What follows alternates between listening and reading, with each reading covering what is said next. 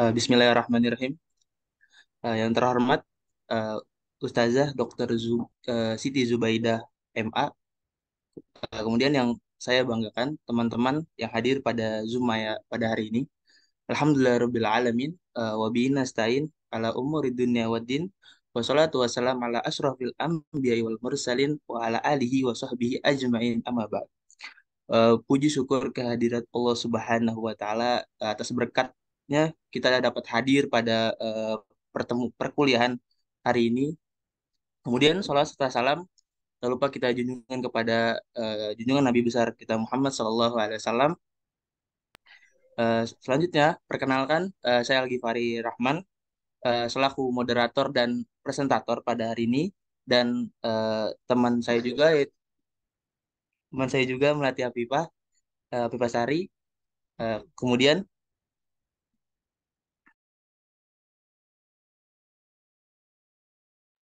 kemudian saya mulai gitu daripada presentasi hari ini dengan judul organ wicara.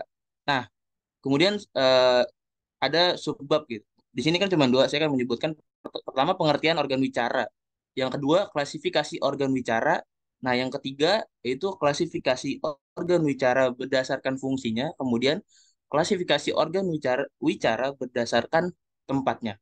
Boleh di next.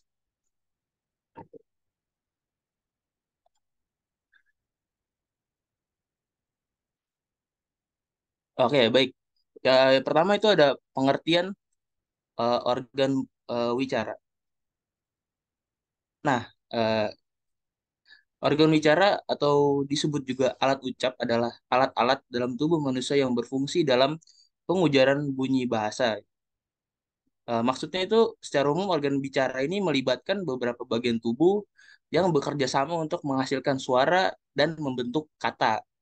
Nah, istilah-istilah dalam bahasa Arab seperti alat al-nutq dan alat-alat masutoh mengacu pada bagian fisik organ bicara. Sementara istilah seperti al-mal al-mahabis, kemudian al-habis dan al-qar'u dan al-muzhaimah mengacu pada fungsi organ bicara. Kemudian dalam konteks yang lebih luas, istilah jihaz al-nutq atau jihaz asauti digunakan untuk merujuk pada konsep bicara atau alat ucap. Istilah-istilah ini mencakup berbagai aspek organ bicara, termasuk struktur fisik dan fungsi fungsionalnya. Pentingnya organ bicara atau alat ucap terkait erat dengan kemampuan manusia untuk berkomunikasi verbal. Organ-organ ini memungkinkan manusia untuk berbicara, menyampaikan ide, berinteraksi dengan orang lain melalui bahasa. Dengan bantuan organ bicara, manusia dapat mengungkapkan pikiran, emosi, dan informasi secara efektif kepada orang lain. Boleh di next. Nah, kemudian klasifikasi organ wicara. Organ wicara itu dibagi menjadi dua, yaitu berdasarkan fungsinya dan berdasarkan tempatnya. Oke, boleh. Nah, yang pertama, organ bicara atau wicara berdasarkan fungsinya. Nah, organ bicara dapat diklasifikasikan berdasarkan fungsinya itu dalam tujuh tujuh tempat. Pertama ada artikulator aktif, kemudian artikulator pasif, kemudian jalur arus udara dan bunyi, kemudian yang keempat ada rongga resonansi, kelima sumber arus udara atau inisiasi, yang keenam sumber bunyi atau fonasi, yang ketujuh eh, organ pembantu. Sebentar-sebentar, sebuah organ bicara dapat memiliki fungsi lebih dari satu. Nah, boleh saya jelaskan yang atas dulu? Oh, oke. Pertama, organ bicara atau bicara yang tergolong sebagai artikulator aktif gitu, atau disebut sebagai natik mutaharik, adalah organ bicara yang dapat bergerak dalam proses produksi bunyi bahasa. Organ tersebut adalah lidah, bibir bawah. Organ bicara ini disebut juga organ bicara bawah karena tempatnya di bagian bawah berlawanan dengan artikulator pasif yang tempatnya di atas. Kemudian ada organ bicara yang tergolong sebagai artikulator pasif. Nah, atau yang disebut sebagai makanunatik adalah organ bicara yang memiliki peran sebagai tempat artikulator aktif, menghambat arus bunyi dalam proses produksi bunyi bahasa. Organ tersebut adalah langit-langit mulut, anak tekak gigi, bibir atas. Nah, organ bicara ini disebut juga organ bicara atas. Karena sebagian besar berada di atas artikulator aktif. Nah, yang kemudian ada organ bicara yang tergolong sebagai jalur arus udara dan bunyi, disebut sebagai mamarun. Adalah organ bicara yang berfungsi sebagai jalur yang dilalui oleh arus udara dan arus bunyi dalam proses produksi bunyi bahasa. Organ yang dilalui arus udara adalah batang tenggorokan, sedangkan organ yang dilalui arus bunyi adalah rongga tenggorokan, rongga mulut, dan rongga hidung. Kemudian ada organ bicara yang tergolong sebagai rongga resonansi. Adalah organ bicara yang berfungsi sebagai rongga resonansi bunyi dalam proses produksi bunyi bahasa. Organ tersebut adalah organ tenggorokan, rongga mulut, dan rongga hidung. Kemudian ada organ bicara yang tergolong sebagai sumber arus udara atau masdarul tiar, adalah organ bicara yang berfungsi sebagai satu-satunya sumber yang menghasilkan arus udara dalam proses inisiasi produksi bunyi bahasa. Organ tersebut adalah paru-paru. Kemudian ada organ bicara yang tergolong sebagai sumber bunyi.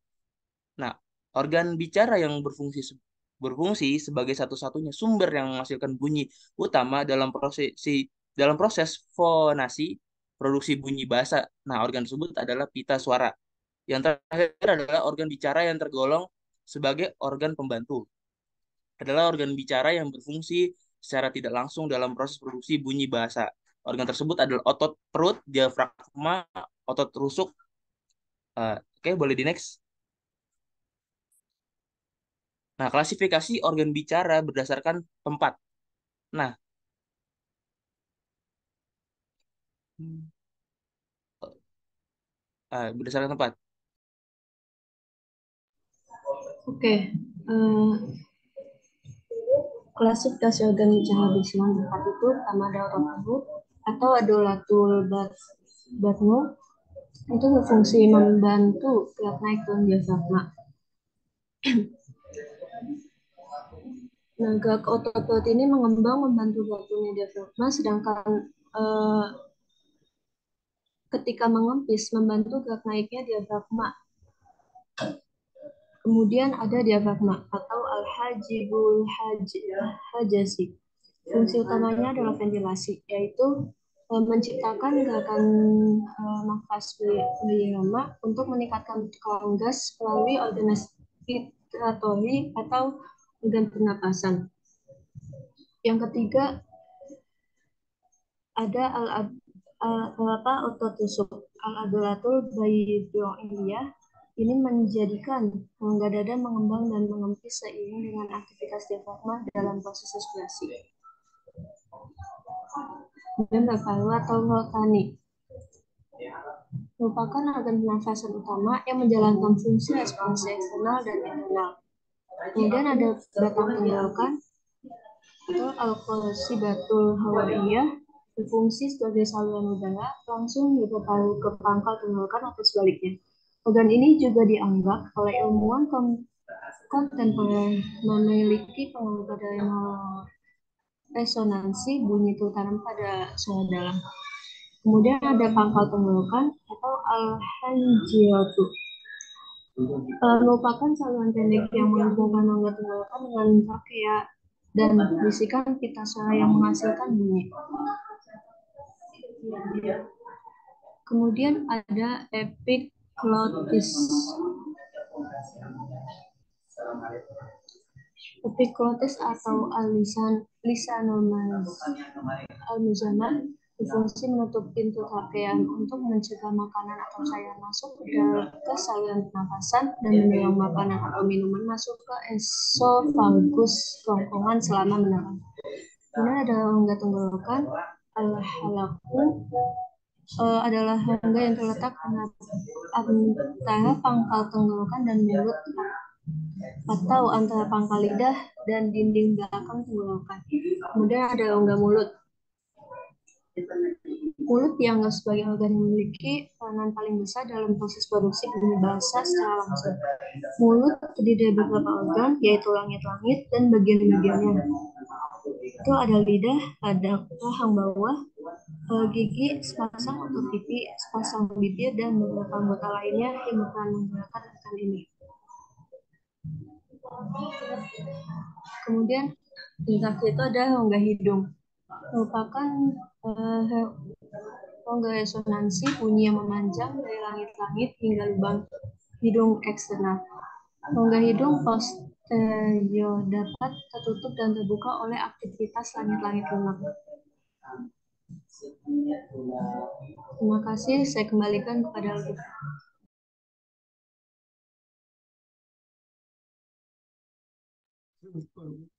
Eh, Baik, terima kasih atas penjelasannya dari Natia Vivasari. Kemudian saya buka sesi tanya jawab. Pertanyaan. Silakan yang ingin bertanya boleh raise hand.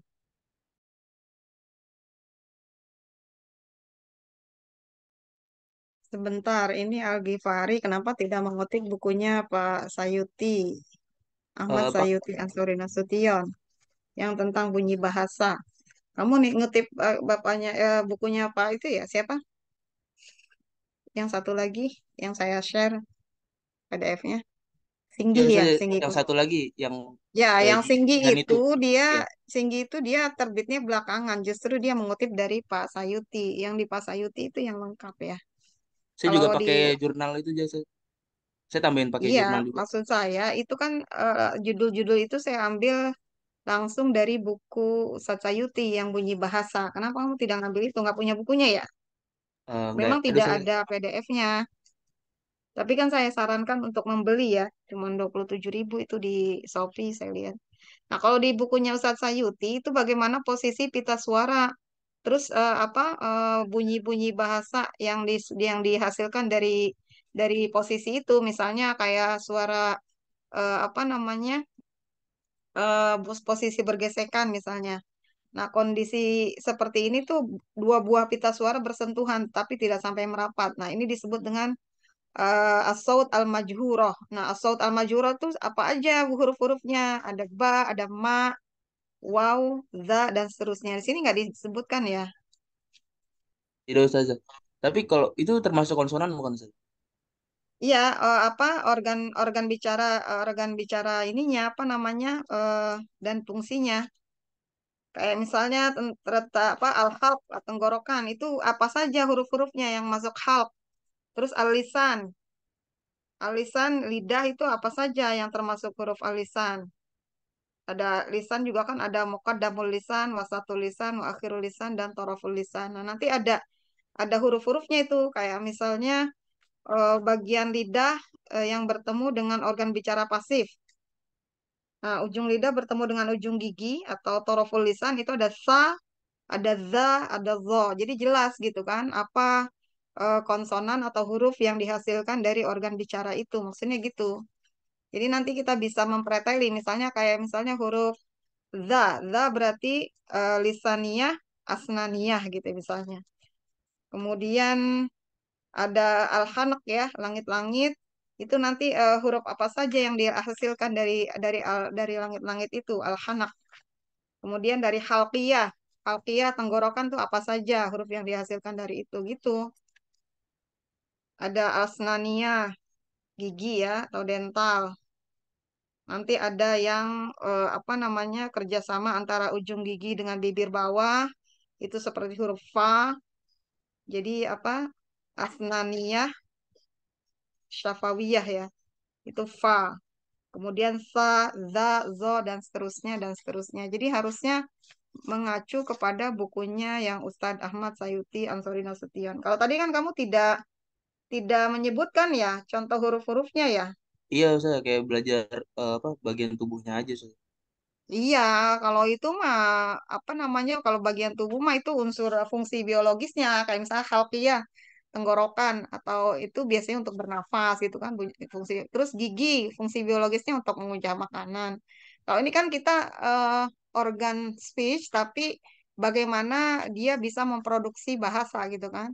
Bagaimana dia mengartikulasikan huruf-huruf hijaiyah dari organ speech itu. Misalnya H itu apa halqiyah yang diproduksi dari halq ain ya A, kemudian H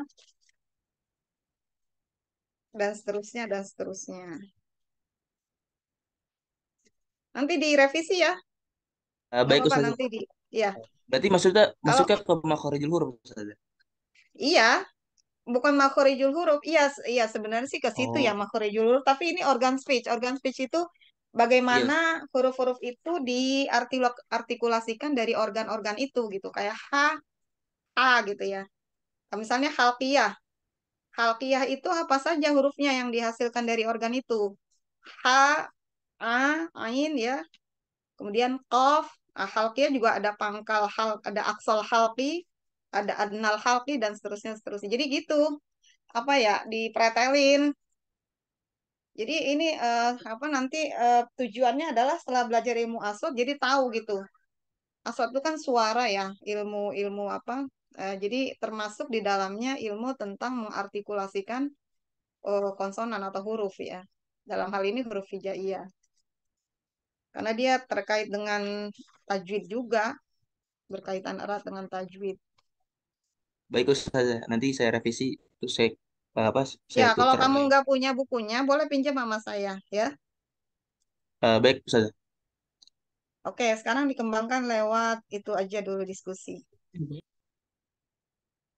Bukunya Pak Kuswandono itu tahun 2000-an ya, kalau nggak salah ya. 2000 berapa cetakan, saya lupa. Kalau Pak siapa, Sayuti ini tahun 90 berapa nih? Eh, Pak Sayuti itu cetakan pertamanya 2006. Kalau Pak itu 2020-an kalau nggak salah. Pak Kuswandono itu. Dia juga mengutip dari bukunya Pak Ahmad Sayuti Ansori Nasution. Yang lebih lengkap di situ di bukunya Pak Sayuti ya.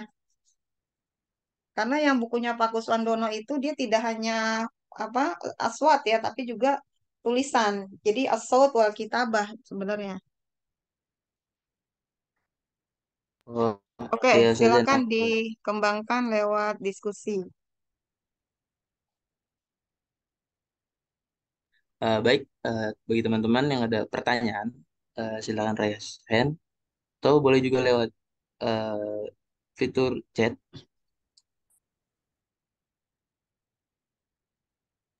Oke, Aji, silakan.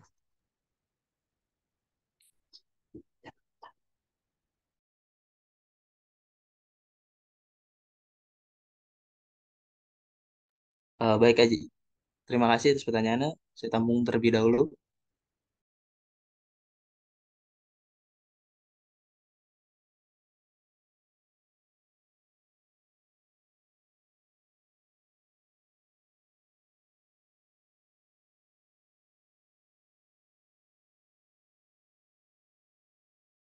Ini Muhammad Baik, Al-Kafi nggak ada ya, Al-Ghifari? eh, tadi saya habis komunikasi, katanya dia salah ambil kelas, Ustazah. Ambil kelas B. Oh gitu. Iya, soalnya di Ya, Ustazah. kelompok tuh ada Al-Kafi. Oke, baik.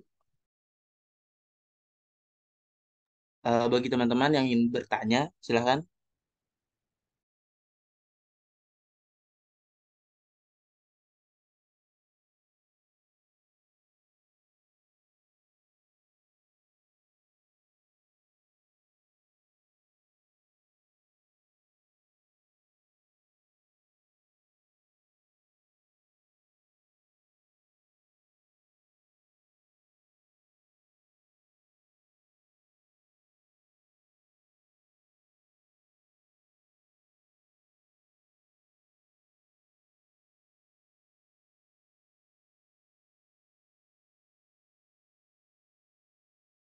Oh iya, maaf. Ini tadi saya sudah lihat bukunya Pak Kuswandono itu terbit cetakan pertama 2020. Sementara Pak Sayut itu 2006 ya.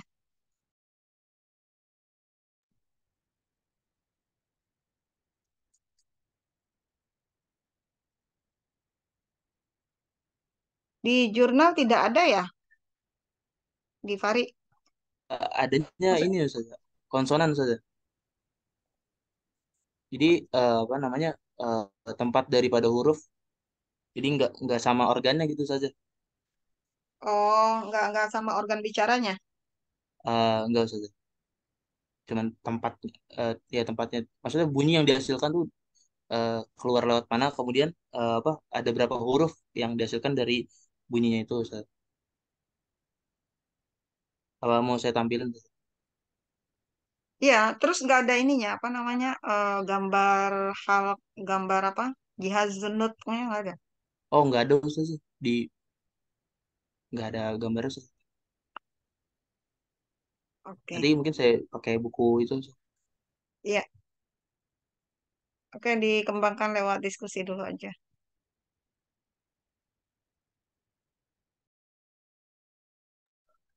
Dibuka kameranya, silakan.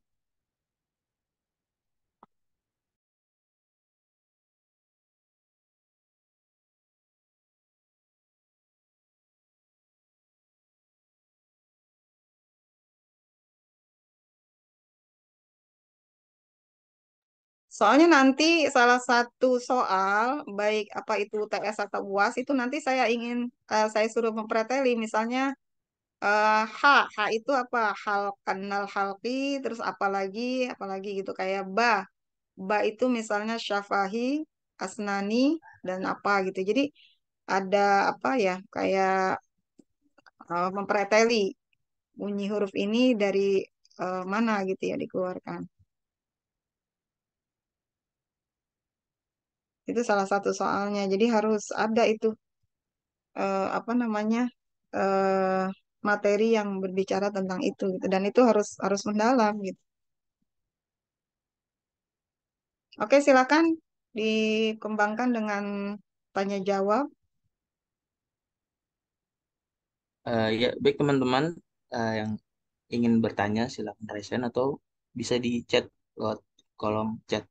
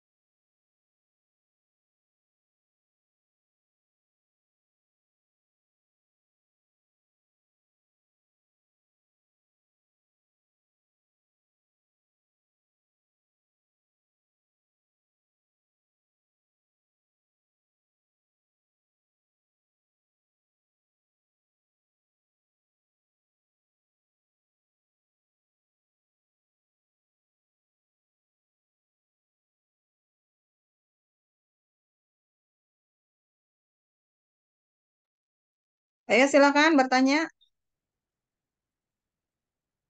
Tadi baru satu ya pertanyaannya ya, Gifari.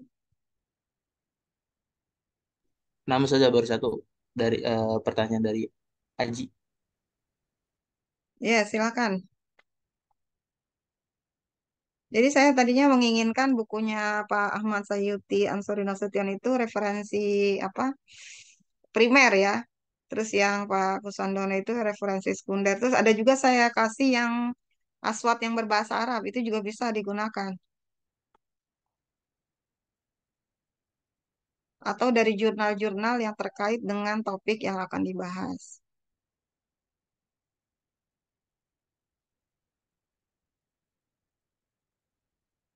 Ada nggak di sini yang punya bukunya, buku itu? Ada yang udah beli? Halo?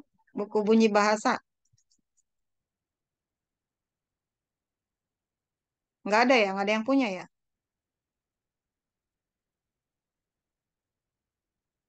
Itu sebaiknya kalian punya ya. Miliki itu, beli di Shopee. Memang tidak ada ininya, tidak ada PDF-nya. Karena yang pertama orangnya sudah meninggal, terus yang kedua memang tidak apa namanya. Mungkin kalaupun ada itu ininya kali ya, apa eh KW-nya gitu kali ya, saya nggak ngerti deh. Pokoknya nggak ada itu saya cari ininya PDF-nya. Kalau buku lain kan kayak misalnya linguistik ya, pengantar linguistik bahasa Arab itu ada PDF-nya. Atau mungkin kalian ada yang bisa browsing. Coba kalau misalnya akan ditemukan PDF-nya, tidak perlu beli yang hard copy-nya tentang bunyi bahasa. Karangannya, pengarangnya Bapak Dr. Ahmad Sayuti Ansori Nasution. Orangnya ini udah meninggal, almarhum.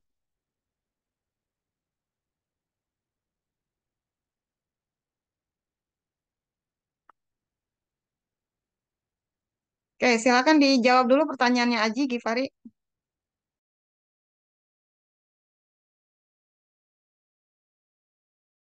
Baik saja, sebentar saja.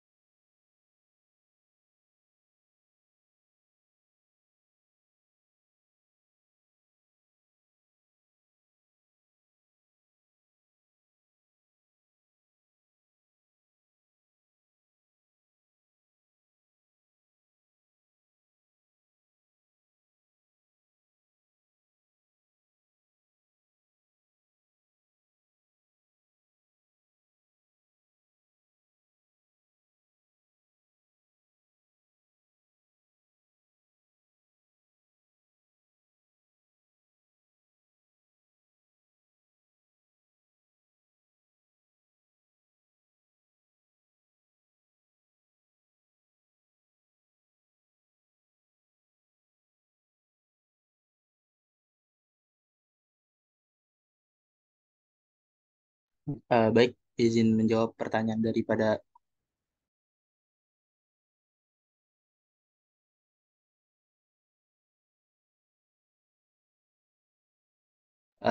dari eh, Aji.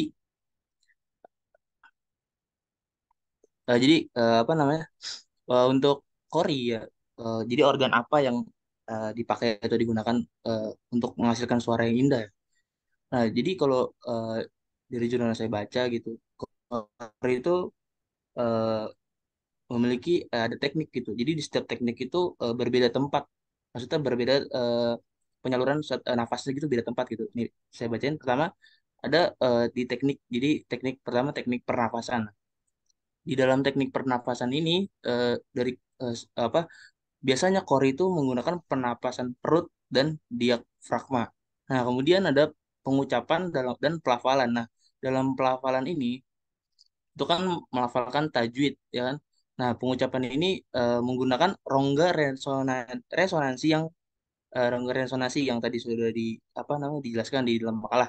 Kemudian ada resonansi. Nah, resonansi ini juga berbeda juga. Nanti dia apa namanya lewat apa namanya rongga setelah rongga resonansi. Kemudian ada tekniknya apa vibra. Nah, di dalam vibra ini eh, oh tidak nggak ada berarti jadi yang apa organ yang apa organ yang berkaitan gitu untuk seorang kori pertama ada eh, perut gitu kan, kemudian ada diafragma, kemudian ada organ resonansi gitu. Jadi kayaknya cuma tiga aja gitu.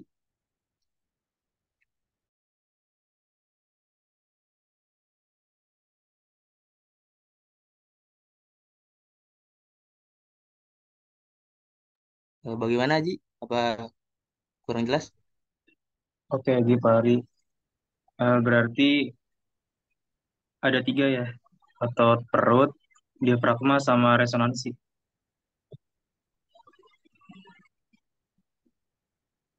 Benar kan? Iya Ji, bener Ji.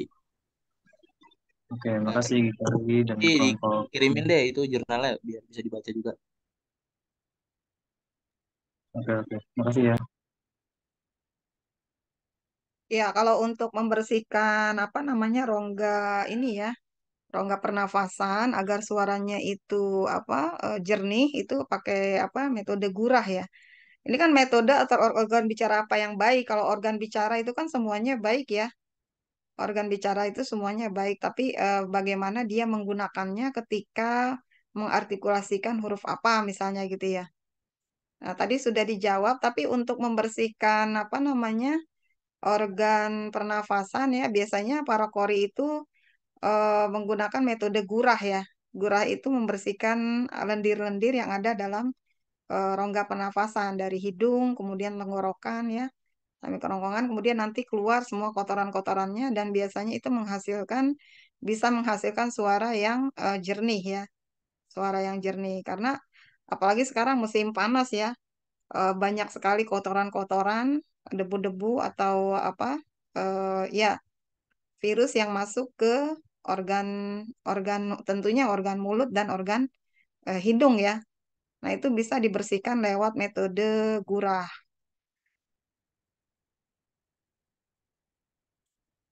Kalau alat apa namanya pernafasan, semua bunyi-bunyi itu kan memang dihasilkan dari apa namanya dari proses pembentukannya ya. Proses pembentukannya memang semuanya menggunakan arus udara ya atau namanya airstream mechanism ya. Proses ini kan terjadi dengan cara mengeluarkan udara dari paru-paru, kemudian dari situ akhirnya terjadi pembesaran rongga dada dan turunnya sekat rongga dada yang mengakibatkan paru-paru mengembang dan udara keluar masuk ke dalam paru-paru. Itu dalam apa namanya proses pembentukan bunyi ya. Semua apa namanya semua bahasa, baik itu bahasa apa Indonesia maupun bahasa Arab atau yang kita kenal dengan huruf hijaiyah. Nah, apa namanya proses keluarnya udara dari paru-paru inilah yang kemudian disebut dengan proses pembentukan bunyi. Jadi apa namanya kalau kita mau berbicara gitu ya atau mengartikulasikan sebuah huruf misalnya itu pasti ada prosesnya kan ya, ada prosesnya. Jadi prosesnya itu arus udara, kemudian eh, apa namanya dikeluarkan dari paru-paru, kemudian akhirnya terjadi pembesaran rongga dada dan turunnya sekat rongga dada yang akhirnya mengakibatkan paru-paru mengembang dan udara dari luar masuk ke dalam paru-paru. Nah, setelah paru-paru itu penuh dengan udara, posisi rongga dada dan sekat rongga dada kembali teratur kepada posisi semula dan akhirnya mengakibatkan udara yang berada di dalam apa rongga dada itu keluar tertekan keluar sedikit demi sedikit sesuai dengan tekanan yang ada. Itu yang di apa namanya yang diproses ketika kori atau seseorang mengeluarkan atau mengartikulasikan huruf-huruf hijaiyah ya. Kalau kori kan dia bisa gitu ya mengatur nafasnya sehingga menghasilkan suara yang bagus. Nah, itu proses itulah yang kemudian dilatih oleh para kori. Dan untuk apa metodenya atau tekniknya tadi sudah dijelaskan oleh siapa? Al-Ghifari. Mungkin itu tambahan dari saya. Ada yang ingin menambahkan? Aduh, ini panas banget ya.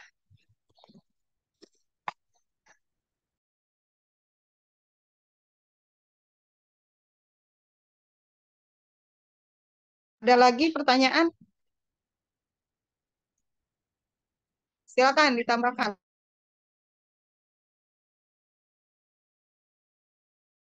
Baik teman-teman, apabila ada yang ingin bertanya silakan present atau kirim di kolom chat.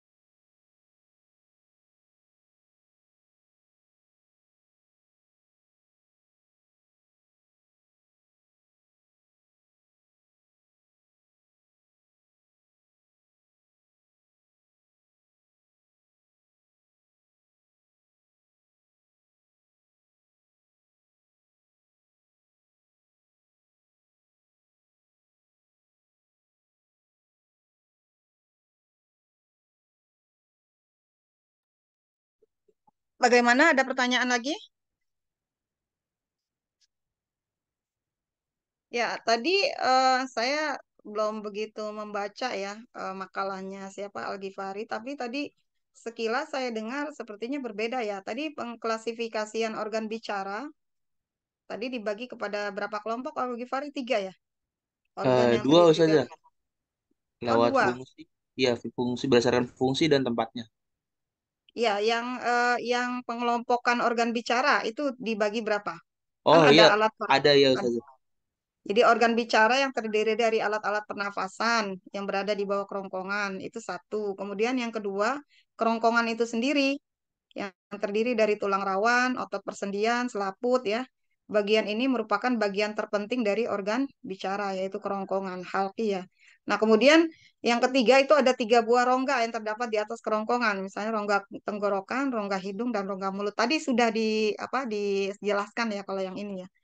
Nah, terus untuk alat-alat pernafasan itu ada tiga ya, ada tiga bagian. Yang pertama ada rongga dada, kemudian sekat rongga dada atau diafragma yang tadi Al-Ghifari sebutkan, dan paru-paru. Jadi untuk menghasilkan pernafasan itu ada tiga alatnya ya, rongga dada, kemudian sekat rongga dada atau diafragma, dan paru-paru atau ariatan atau lungs. Nah, kemudian ada jenis organ bicara kerongkongan atau laring, al-hanjaroh ya. Al-hanjaroh ini juga ada lagi nih apa namanya bagian-bagiannya ya. Misalnya ada posisi rapat, posisi ini dua buah pita suara merapat sehingga tidak ada jalan keluar untuk udara yang datang dari paru-paru. Ini namanya bunyi seperti ini disebut dengan letupan atau asyadidah. Nah, kemudian ada posisi bergesekan, ada posisi berjauhan, dan ada kondisi berdekatan. Itu ada semuanya di buku ini. Ya, makanya sebenarnya saya ngambil tema-tema itu dari bukunya Ustadz Ahmad Sayuti. Nah, kemudian bagian yang ketiga dari organ bicara itu adalah kerongkongan ya, halqiyah. Yang pertama itu terdiri dari tenggorokan itu sendiri atau halq. Kemudian yang kedua alisan, dan yang ketiga itu adalah langit-langit atau alhan pelet ya. Terus juga ada yang keempat tuh ada anak lidah atau tekak, ufula, Allah, alihah, dan ada dental atau gigi, asnaniyah. Terus ada bibir, labial, asyafah, dan rongga hidung atau at-tajwif al-anfi. Nanti ada proses pembentukan bunyi bahasa. Jadi proses pembentukannya itu terdiri dari 4 tahapan utama. Yang pertama proses pembentukan, yang kedua proses pembunyian, yang ketiga proses nasalisasi ya, apakah ada udara yang keluar dari hidung itu namanya nasalisasi atau oronasal. Nah, yang keempat yaitu proses artikulasi, yaitu memproduksi huruf yang kita kenal dengan makhraj ya, makhraj. Nah, itu pembentukan bunyi bahasa. Nanti bagaimana proses pembentukannya, kemudian bagaimana proses pembunyiannya, bagaimana proses nasalisasinya dan artikulasinya itu diuraikan secara jelas di buku Pak Sayuti. Nah, ini yang tadi tidak kita temukan ya dalam makalahnya Al-Ghifari. Nah, saya pikir pakai bukunya Pak siapa? Di buku itu nggak ada ya, di bukunya Pak siapa tadi? Kuswandono. Kuswandono ya, tidak ada ya. Iya saja. Ya, jadi masih secara global aja. Jadi bagaimana bunyi itu dibentuk, kemudian bagaimana bunyi itu eh, di dinasalisasi ya. Kemudian bagaimana bunyi itu diartikulasikan. Maksudnya sampai pada tahap artikulasi itu tidak ada. Padahal yang terpenting itu bagaimana mengartikulasikan bunyi atau makhraj. Makanya ini aswat ini berkaitan erat dengan ilmu ilmu tajwid ya, dengan ilmu tajwid. Jadi nanti kita tahu eh, proses keluarnya huruf A misalnya. A itu dari mana? Dia itu dari syafahiyah ya, tapi di tengah-tengah. A. Kemudian fa. Fa itu dari syafawiyah ya, syafawiyah. Kemudian ma. Ma itu juga termasuk syafahiyah. Kemudian ada sta. Sta itu dari pangkal gigi ya atau ujung gigi. Asnaniyah, syafahiyah. Jadi eh, apa namanya? Sta itu proses kerjasama antara pangkal apa namanya? Pangkal gigi ya dengan syafahiyah dengan eh, ini apa bibir ya. Sta, sta. Dengan lidah, maaf, dengan lidah. Pangkal gigi dengan lidah. Jadi asnaniyah dan lisan ya. Nah, itu yang seperti itu yang ingin saya apa namanya? Yang diinginkan untuk mau apa topik yang ini gitu.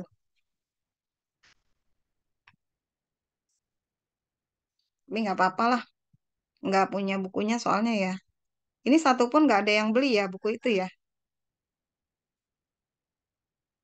Halo, bukunya Baru Pak Ahmad Sayuti nggak ada yang punya sama sekali kelas ini sekelas. Halo, Wina kamu nggak punya? ini baru mau beli saja. Aduh, baru mau beli. Itu saya sarankan punya ya buku itu ya, karena itu referensi primernya. Jadi saya topik-topiknya itu saya ambil dari bukunya Pak Ahmad Sayuti Ansori Nasution. Karena dulu saya pernah jadi asistennya beliau ketika saya masih menjadi dosen luar biasa, masih honor di UIN. Dulu kan sebelum saya diterima PNS di UNJ, saya ini apa sambil S2 sambil bantu-bantu gitu ya karena saya alumni UIN saya disuruh ngajar itu Aswad dan yang buku yang digunakan itu bukunya ini Pak Ahmad Sayuti Ansori Nasution dan buku Aswad itu susah banget saya cari-cari buku Aswad yang berbahasa Indonesia itu nggak ada jadi kebanyakan itu berbahasa Arab ini baru Pak Sayuti nah belakangan ini baru ditemukan itu Pak Kuswandono itu tahun 2000 terbitan tahun 2020 tapi dia lebih ke ini tidak hanya Aswad ya tapi juga tulisan. Jadi bunyi dan tulisan bahasa Arab. Jadi lebih ke khot juga ya, tidak hanya aswad. Boleh juga sebenarnya dari jurnal-jurnal, tapi kalau jurnal kan biasanya tidak lengkap ya. Biasanya hanya bahas satu topik gitu. Dan tulisan-tulisan yang berkaitan dengan aswad yang berbahasa Indonesia juga agak sulit itu. Masih apa? Masih sedikit karena memang aswad ini apa ya? Relatif sulit ya dibandingkan dengan mata kuliah yang lain gitu.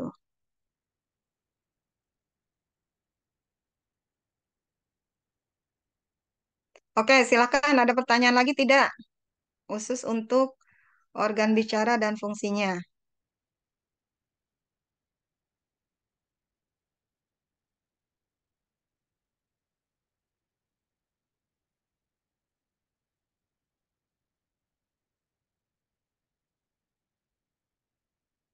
Izin bertanya saja.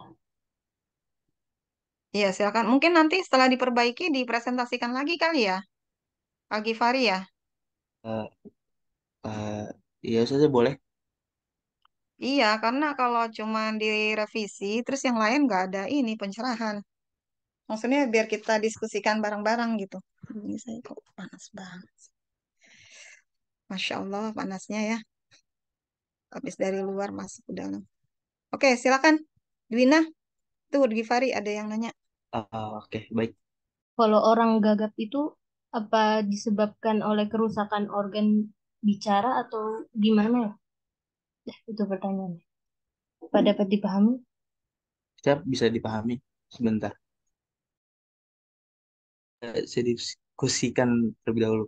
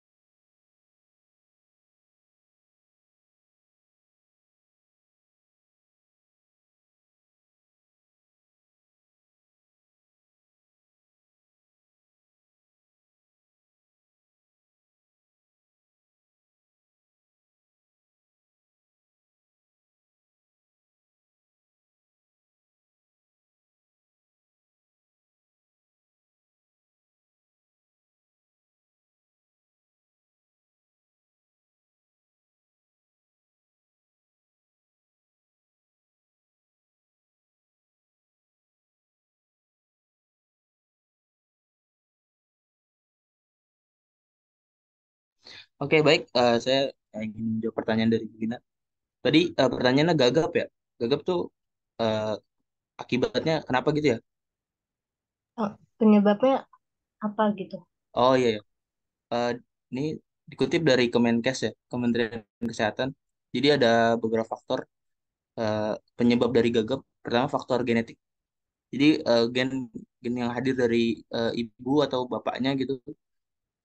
Nah, hal ini tuh di Indonesia hampir 60% apa penderita gagap itu karena anggota keluarganya. Kemudian yang kedua pertumbuhan atau perkembangan anak. Nah, gagap umumnya terjadi pada anak berusia di bawah 5 tahun dan oh, jadi mungkin apa stunting ya karena apa gagal pertumbuhan atau perkembangan daripada anak. Yang ketiga ada neurogenetik. Nah, gagap itu dapat dipengaruhi oleh gangguan pada otak, saraf otot yang terlibat dalam kemampuan berbicara. Nah, mungkin kondisi ini tuh bisa terjadi karena sebelumnya kena penyakit gitu ya, kayak stroke, cedera di kepala atau di tempat yang bagian lainnya gitu, yang fatal. Kemudian yang keempat ada trauma emosional. Nah, kalau ini kan meski jarang terjadi, jadi kalau trauma ini jarang terjadi apa tumbuhnya gagap tuh jarang terjadi. Nah, biasanya itu terjadi pada orang dewasa gitu, yang apa karena mengalami stres berat atau penyakit kejiwaan tertentu. Kemudian sini juga dijelaskan ada apa? Ada faktor yang memicunya. Pertama jenis kelamin pria. Oh jadi ya. Terus yang kedua usia di atas 3,5 tahun. Ketiga tumbuh kembang yang terhambat pada masa kanak-kanak. Yang keempat stres, misalnya saat di pojokan dipaksa untuk lekas berbicara atau ditekan. Apakah sudah jelas? Berarti gagap itu nggak ada hubungannya sama kerusakan atau kerusakan pada Oh ini organ bicara. ada. Jadi tadi apa? Pada apa namanya? Pada neurogenetik gitu. Karena gangguan pada saraf atau otot ya kan, pada kemampuan berbicara kan berbicara juga ada otot-otot ya menyebabkan kita bisa mengeluarkan udara sehingga menghasilkan suara. Mungkin karena kecelakaan gitu bisa menyebabkan gagap seperti itu. Iya, singkatnya itu ke apa lebih ke saraf dan apa namanya ininya ya kognitifnya ya. Jadi kayak misalnya pasien stroke itu kan memang gagap ya. Kalau untuk organ bicaranya itu sepertinya tidak ada karena gagap itu kan tersendat ya. Kayak ajis gagap, tapi kalau ajis gagap sih itu dibuat-buat ya. Tadi bisa juga salah satu penyebabnya stunting ya. Jadi gagal atau apa namanya penyebabnya itu pertumbuhannya itu terhambat ya. Mungkin karena faktor kurang gizi ya, atau misalnya vitamin, terus makanan-makanan yang bisa apa namanya menopang pertumbuhan tumbuh kembang anak gitu ya. Jadi kalau orang gagap itu kan secara organ bicara sebenarnya dia baik-baik saja kan. Organ bicaranya baik-baik aja, cuma memang ada tadi faktor-faktor yang disebutkan oleh Al-Ghifari Rahman. Kalau menurut saya sih itu tidak ada kaitannya dengan organ bicara ya, tapi lebih ke kognitifnya, kognitifnya, sarafnya. Jadi ada yang tadi mungkin karena misalnya stres gitu ya, atau misalnya orang ketika disudutkan pada satu masalah gitu ya, atau dia harus berbicara sementara otot apa otaknya itu belum ini, bisa juga dia jadi gagap gitu kan. Atau bisa jadi apa ya stres. Misalnya orang yang demam panggung itu juga bisa jadi gagap kan. Misalnya dia belum sempat merangkai kata di otaknya gitu, kemudian disuruh ngomong bisa jadi itu gagap. Jadi apa ya kesiapan eh, apa namanya? Karena emang ketika kita berbicara itu kan perintahnya itu dari otak ya, diolah di otak dulu, tidak kemudian kita langsung ngomong gitu apa adanya. Padahal itu harus diolah dulu di otak, baru nanti dikeluarkan lewat organ bicara. Jadi isi atau apa yang akan kita bicarakan itu kan tentunya diolah dulu ya di kognitif di otak. Nah, kemudian nanti baru di apa namanya diartikulasikan lewat organ organ bicara. Kemarin waktu itu kayaknya udah pernah deh kita bahas itu ya, yang pertemuan keberapa gitu sebelumnya. Jadi itu semua diproses di otak dulu, baru kemudian dikeluarkan ya, diartikulasikan lewat organ bicara, kemudian ditransfer ke pendengar gitu ya. Baru nanti pendengar bisa merespon dan seterusnya gitu.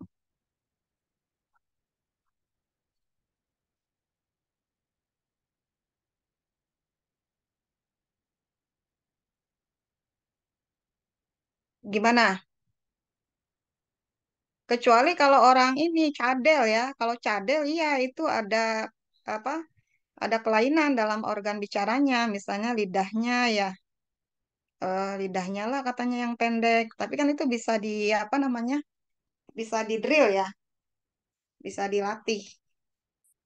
Dan umumnya itu kan anak-anak ya, kalau yang cadel-cadel itu kan biasanya kalau udah dewasa itu bisa beranjak ya. Apalagi kalau dia banyak latihan. Biasanya kayak huruf ro gitu ya, ro atau huruf apa? Ya biasanya ro ya. Misalnya ular itu dia nggak bisa bilang ular, ular, ular gitu ya, ular. Nah itu dengan seiring dengan banyak latihan, insya Allah bisa diatasi itu. Biasanya anak kecil kan yang seperti itu karena dia apa namanya?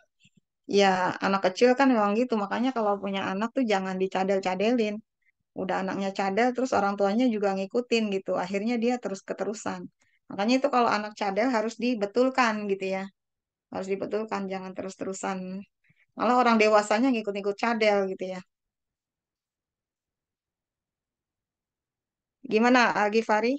Tadi yang bertanya siapa? Sudah, sudah Dina terjawab Ustaz. semua. Syukran. Dwina ya. Iya.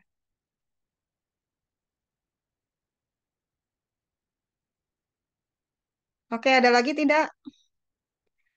Ya, jadi minggu depan saya minta kita offline ya. Jadi saya nggak buru-buru pulang gitu ya. Jadi kita bisa belajar di sana, bisa belajar di kampus.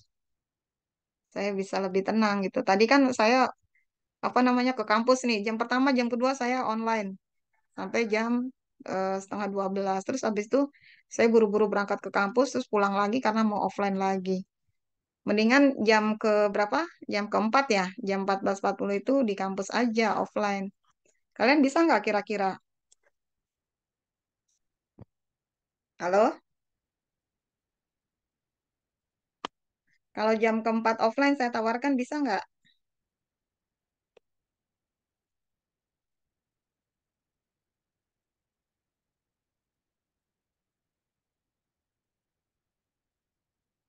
Kok nggak ada yang jawab? Apakah artinya nggak bisa? Soalnya sebelumnya ada ini sudah ada kelas online sudah. Mata kuliah apaan? Anakon Jam berapa? jam 12 sampai jam setengah 3. Iya ya. Iya, saya kalau misalnya online juga tempatnya tidak mungkin kan ya kalau di prodi karena banyak kan emang kondisi apa kita kan sementara ya selama Fakultas Bahasa dan Seni sedang dibangun.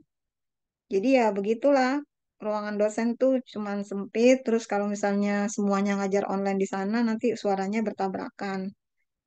Jadi kalau bisa sih kita offline gitu. Tapi kalau misalnya kondisinya seperti itu, gimana ya? Berarti saya nanti yang ngajar online-nya dari kampus ya. Saya yang ngalah deh, nggak apa-apa. Nanti saya ngajar online-nya berarti saya dari kampus. Mudah-mudahan nggak ada dosen lain yang ngajarnya dari kampus gitu. Jadi suaranya tidak bertabrakan. Ya kalau misalnya bisa sesekali kita offline ya. Bisa nggak?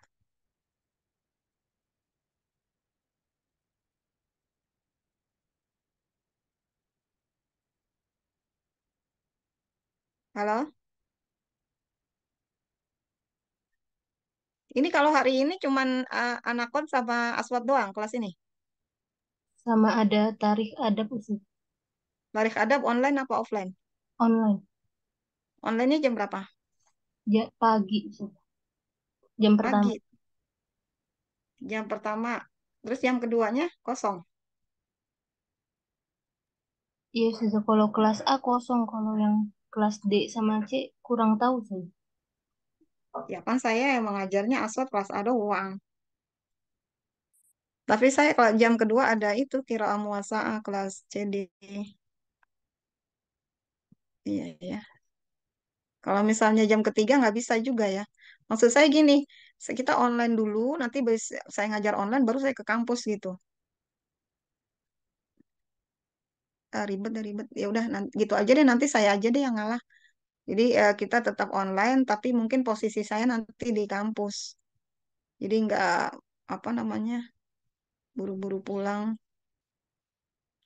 untuk ngajar ini. Karena kalau apa namanya ngajar di perjalanan, kalau online itu atau misalnya ngajar di kampus, kayaknya gimana ya? Karena suaranya itu biasanya suka ada dosen yang ngajar juga tuh, dan ruangan dosen kan cuma ada dua, yang di prodi sama yang di ruang dosen bareng-bareng itu.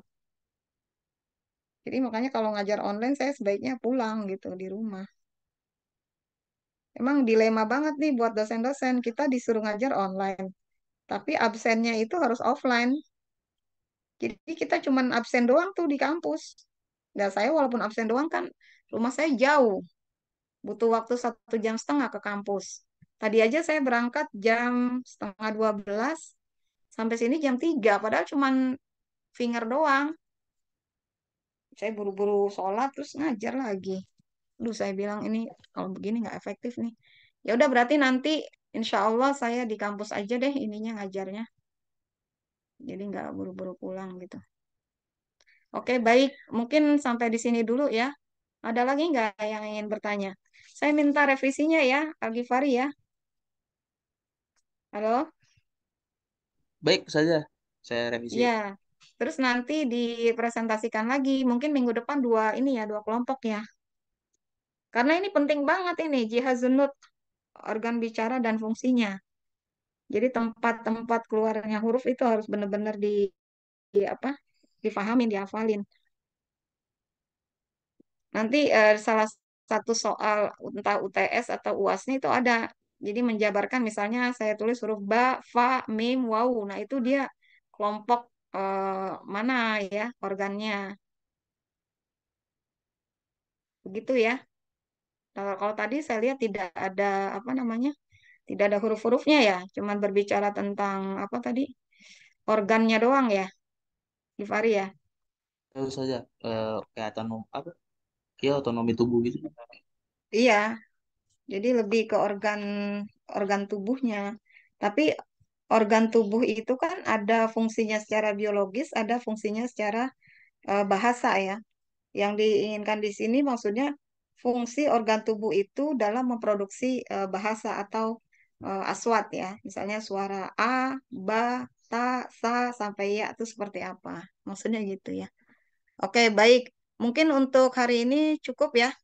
Ada lagi nggak yang ingin bertanya?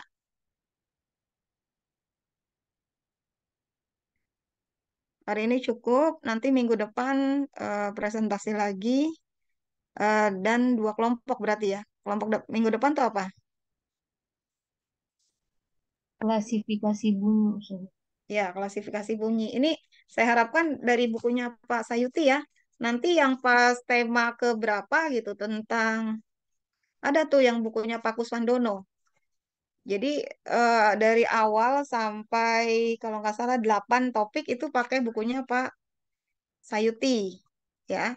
Topik ke 1 sampai topik ke 8 sampai topik suprasegmental itu pakai bukunya Pak Sayuti. Nah, nanti yang topik ke 9, 10 sampai 12 itu pakai bukunya Pak Kuswandono. Nah, setelah itu kalau misalnya kalian mau cari referensi untuk penunjang ya atau referensi sekunder, boleh dari jurnal-jurnal tentang aswat atau dari apa namanya buku aswat yang menopang atau yang berbicara tentang topik yang akan dibahas. Gitu ya. Minggu depan siapa makalahnya?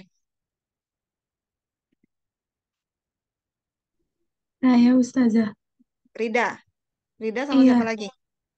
sama Rasya Ustazah. Ya, berarti minggu depan nanti kelompoknya Rida dulu ya maju, baru nanti Al-Ghifari mengulas lagi.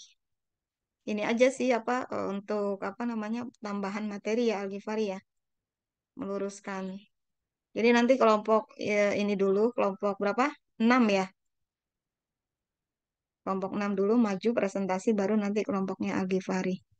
Oke, baik. Mungkin cukup sampai di sini ya untuk pertemuan kita kali ini.